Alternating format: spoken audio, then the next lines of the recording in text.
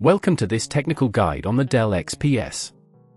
We are Kelatos Informatica, specialists in technical repair.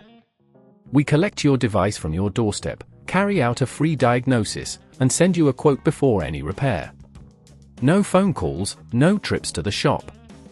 We are based at Calle Joaquín María López 26, Madrid. Convenient, transparent and professional. Link in the description. If your Dell XPS won't turn on due to an EC short, you're not alone. This issue usually arises from a short circuit in the embedded controller, which is responsible for managing power and other critical functions. If left unresolved, it can lead to further damage, making your laptop unusable.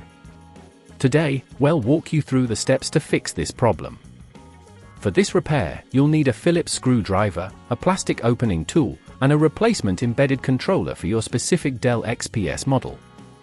To begin, make sure your laptop is powered off and unplugged. Carefully flip the Dell XPS over and locate the screws holding the back panel in place. Using your Phillips screwdriver, remove these screws and set them aside safely. Once the screws are out, take your plastic opening tool and gently pry open the back panel. Be careful not to apply too much force, as you don't want to damage any internal components. Inside, locate the embedded controller. It's typically found near the battery area. You may need to disconnect a few cables to gain better access. Take your time to identify which cables need to be unplugged, and make a note of where they connect. If at this point you feel it's getting too tricky, remember that at Kelatos we collect your device from your door and return it fully repaired.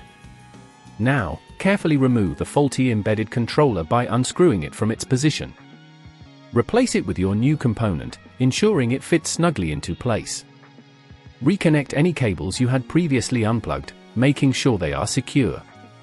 Once everything is reassembled, replace the back panel and reinsert all the screws you removed earlier. Ensure that they are tightened adequately, but be cautious not to over-tighten them, as this could strip the threads.